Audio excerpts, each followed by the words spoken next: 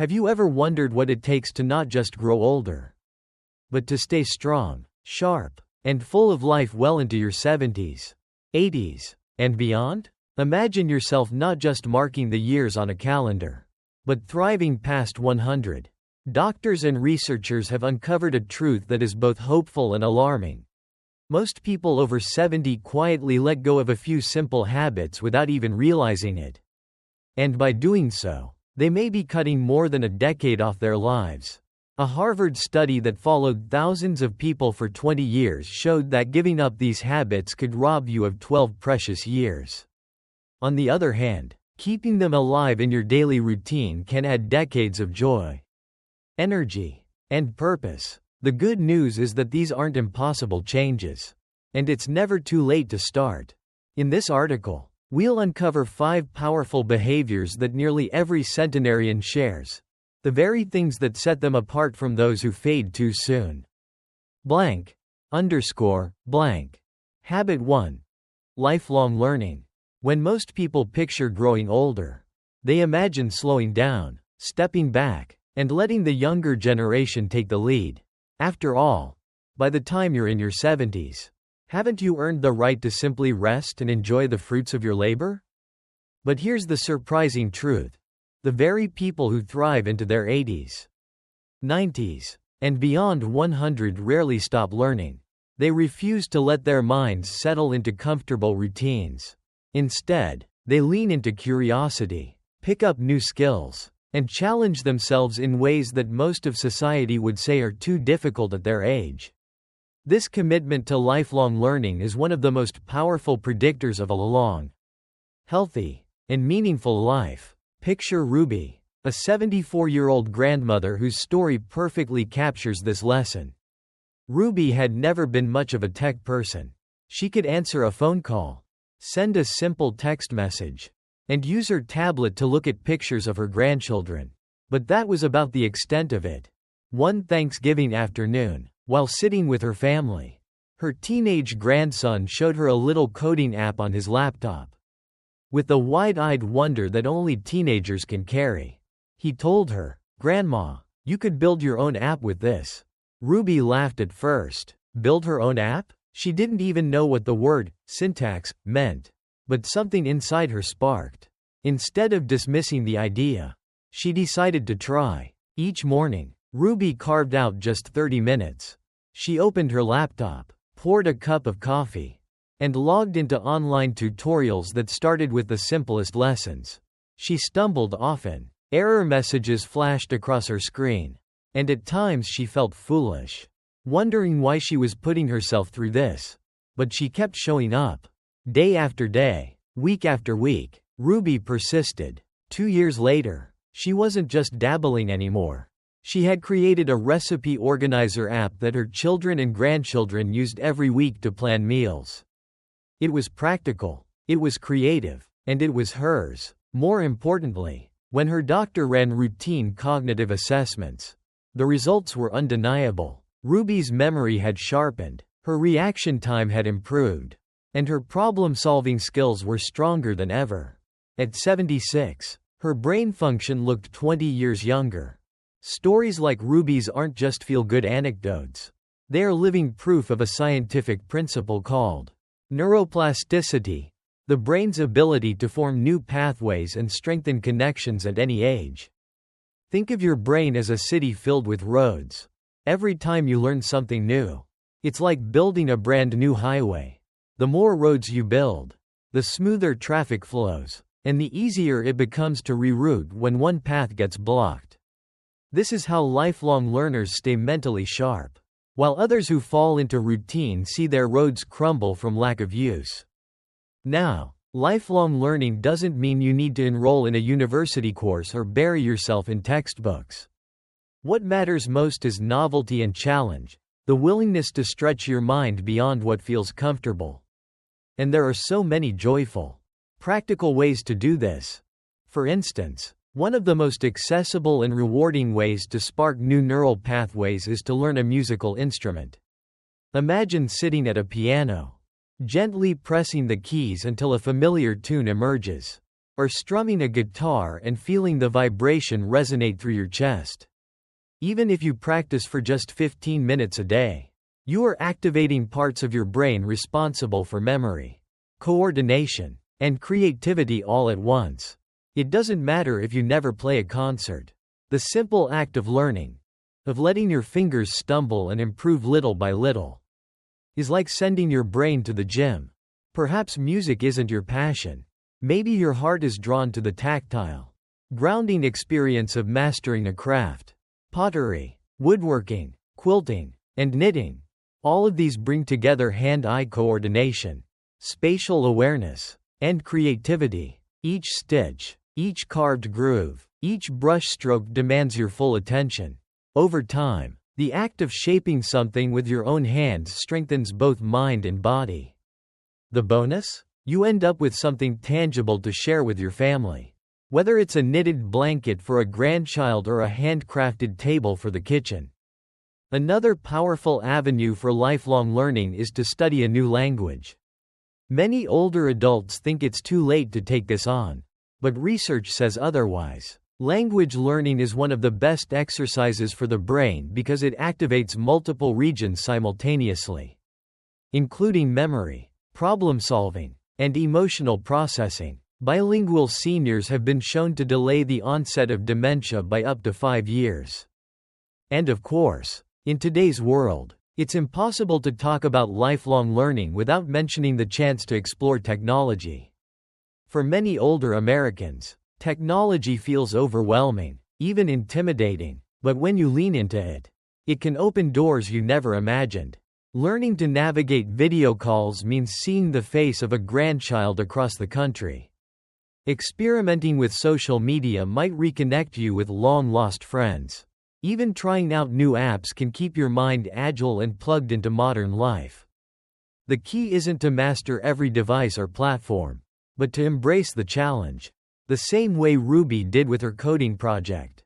Now, you might be wondering, how do I start? It's one thing to hear these ideas, but another to put them into practice. That's where a simple action plan comes in. The first step is to choose a skill that sparks curiosity.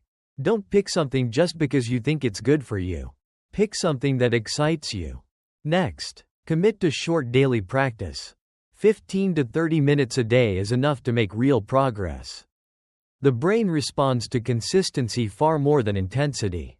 You don't need to exhaust yourself. You just need to keep showing up. Think of it as brushing your teeth for your brain. Another key piece is to find a community. Learning is more powerful, and often more enjoyable, when shared. Finally, remember to celebrate small victories. Every milestone strengthens your brain and builds confidence. The beauty of lifelong learning is that it doesn't just keep your mind sharp, it brings joy, purpose, and often deeper connections with others. At 70, 80, or even 90, you bring something unique to the table. Patience, discipline, and a perspective that younger learners often lack. So, the real question is, what have you always wanted to try but never gave yourself permission to attempt? That longing you've carried quietly inside might just be the key to a sharper mind, a stronger spirit, and more years of vibrant life. Lifelong learning is not about chasing achievements or impressing others. It's about keeping your mind alive, your heart engaged, and your spirit curious. It's about refusing to let age become a cage. Blank. Blank. Habit 2. Strong social connections. When people talk about living longer, the first thing that comes to mind is usually diet, exercise, or maybe the latest vitamin supplement. Rarely do we stop to consider that one of the most powerful predictors of a long, healthy life isn't found in a pill bottle or a workout routine. It's found in the strength of our relationships. Time and again, research shows that people who cultivate strong social connections live longer, age more gracefully, and experience a deeper sense of joy. And for those of us in our 70s or beyond, the impact of connection becomes even more profound. Let me tell you about Stanley, a 78-year-old widower whose life offers a window into this truth. After losing his wife of 52 years, Stanley slowly began to retreat from the world. Grocery deliveries arrived at his door, but the once lively kitchen sat quiet. His phone rang less and less, and he stopped attending Sunday gatherings at the community center. His children grew worried as they noticed him forgetting conversations, losing interest in the hobbies he once loved, and seeming to age rapidly in both mind and body. For Stanley, isolation had crept in silently, and with it came a wave of decline. One afternoon, after encouragement from his daughter, Stanley decided to join a local community garden project. At first, it felt awkward. He wasn't sure what to say, and his hands weren't used to working in the soil. But slowly, something changed. He met Maria, a 72-year-old retired teacher who loved tomatoes, and David, an 80-year-old veteran with a treasure chest of old stories. Together they began tending the garden, sharing laughter, meals, and support through life's challenges. 6 months later, Stanley's children were stunned by the transformation. His mind was sharper, his smile returned, and he carried a spark of energy that had been absent for years. What happened with Stanley is not an exception. It's a demonstration of one of the longest-running scientific studies ever conducted, the Harvard Study of Adult Development, which followed participants for more than 80 years, searching for the key to health and happiness. The findings were clear: strong relationships, not wealth or fame, are the single greatest predictor of longevity. People with rich social networks live, on average, 7 years longer than those who remain isolated. On the flip side, loneliness is as damaging as smoking 15 cigarettes a day, raising inflammation, weakening the immune system, and accelerating aging. The lesson is simple yet profound. Human beings were designed for connection. Without it, we wither. With it, we thrive. But how exactly can someone in their 70s or 80s strengthen these bonds? The good news is that opportunities for connection are all around us, often in the simplest of forms. One powerful way to start is to join interest-based groups. Whether it's a book club, a quilting circle, a gardening project like Stanley's, or a local church group, shared passions make it easier to bond. When you sit down with others who care about the same things you do, conversation flows naturally. Another essential step is to prioritize in-person interaction. Video calls and phone conversations certainly have their place, especially when loved ones live far away. But there's something irreplaceable about sitting across from another human being, hearing the warmth in their voice, and sharing the small, unspoken cues that only happen face to face. A handshake, a hug, even the sparkle in someone's eyes. These subtle forms of communication nourish us in ways technology simply can't. At the same time, don't underestimate your ability to be a connector. Many people assume that friendships are something we stumble upon, but often they're something we can help create.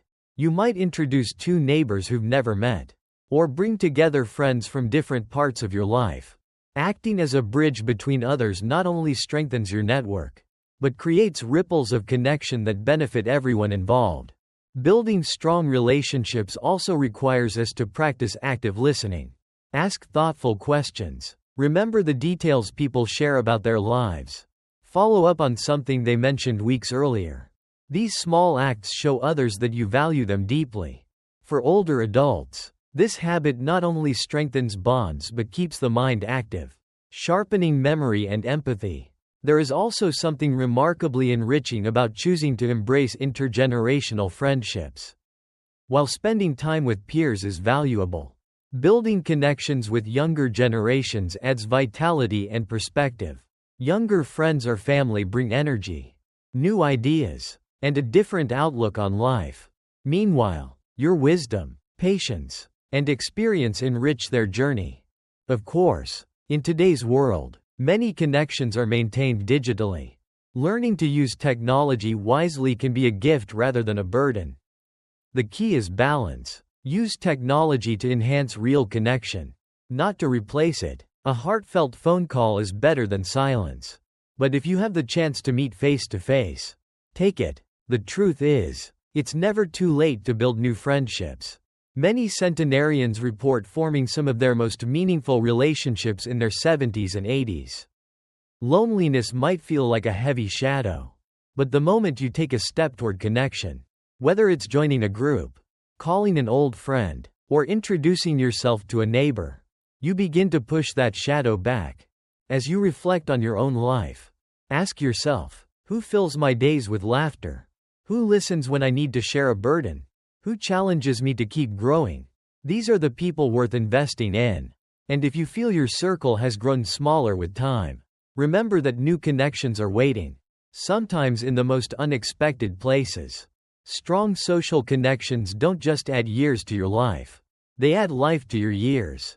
They provide companionship on hard days, joy on ordinary afternoons, and purpose when the world feels uncertain. They give you a reason to get up, to share a meal, to tell another story. Blank. Blank. Habit 3. Natural movement. When most of us think about staying active, the image that comes to mind is often a gym full of treadmills, weight machines, and exercise classes where the music is too loud and the routines are too complicated.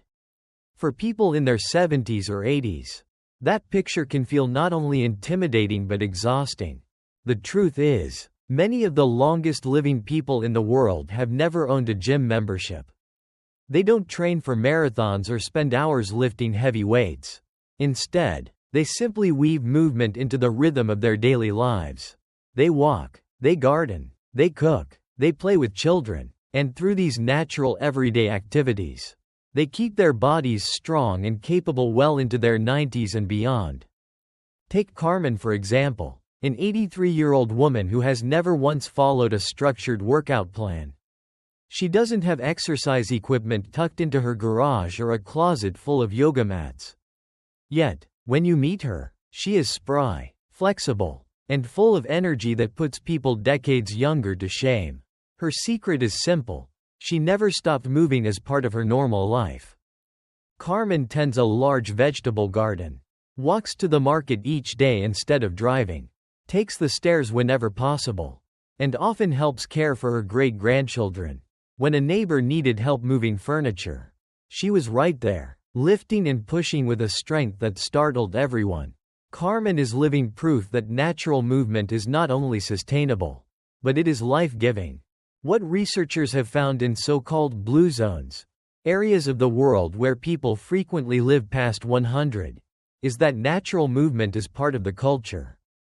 In Sardinia, Italy, older men walk steep hillsides to care for sheep.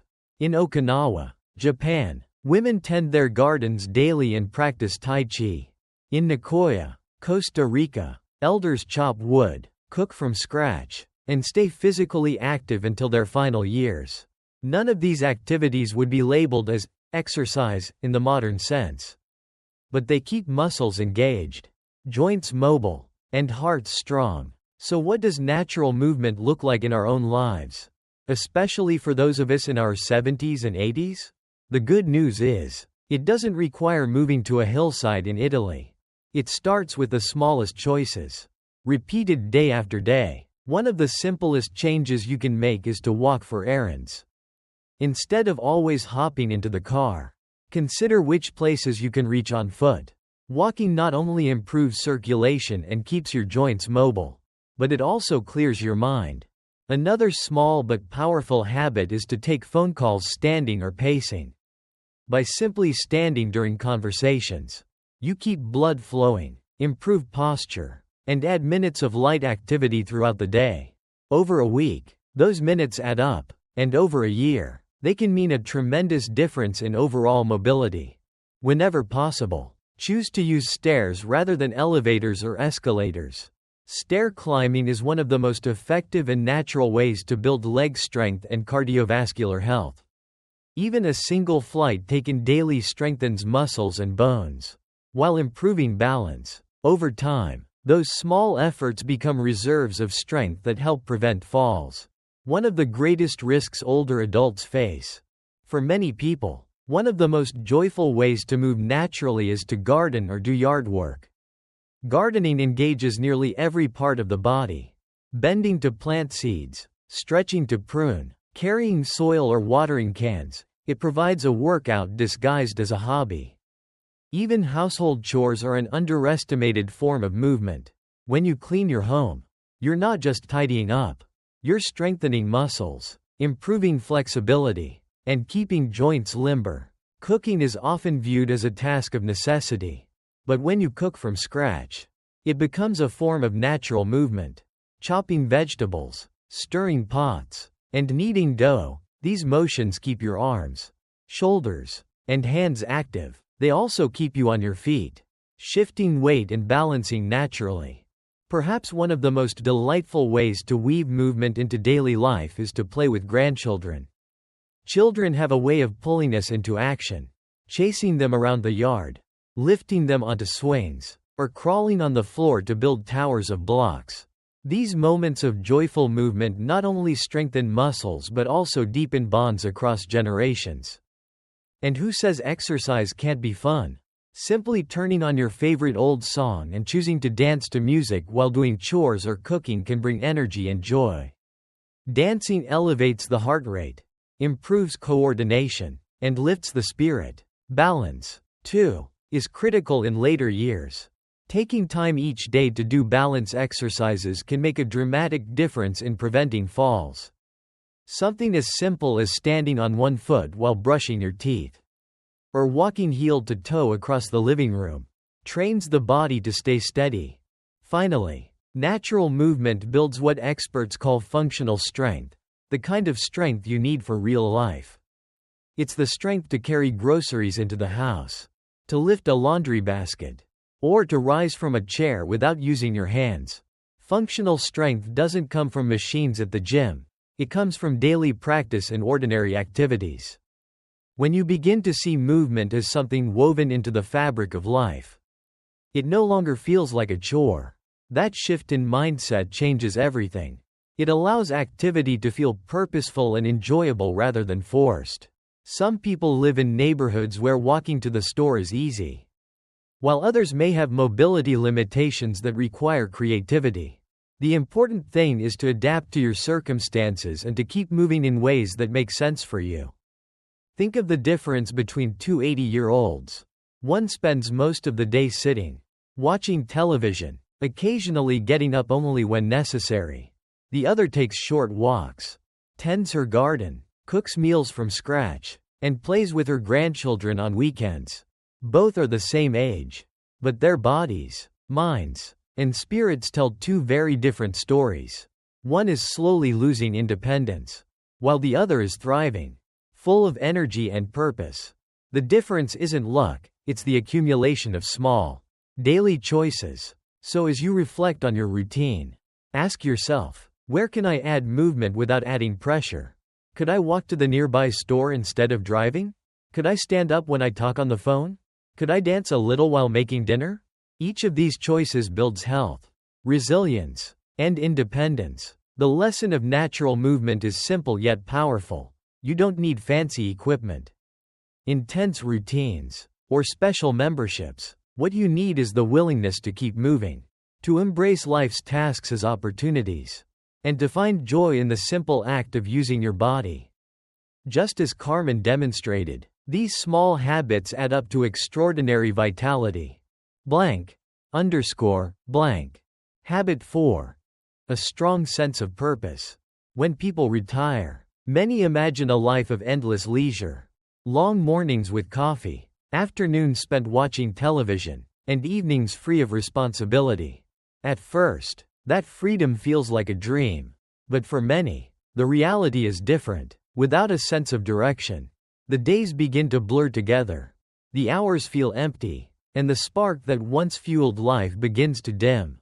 That's because human beings were not designed simply to exist. We are built to have a purpose. And it turns out that purpose, what the Japanese call ikigai, or the reason you wake up in the morning, is one of the most powerful predictors of health and longevity. Take Leonard, for example, a 79-year-old retired accountant. For decades, Leonard had lived with structure. His days were filled with numbers, meetings, and responsibilities. When he retired, that structure vanished overnight. At first, He enjoyed the freedom, sleeping in, catching up on television shows, and going for casual walks. But soon he noticed something troubling. His mind felt sluggish. His energy waned, and he often asked himself, "What's the point?" Without realizing it, Leonard had slipped into a dangerous place, a life without purpose.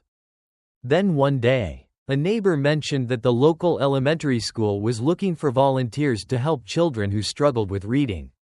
Leonard hesitated. He wasn't a teacher. Could he connect with 7-year-olds whose world felt so different from his own? Still, something inside him nudged him to give it a try.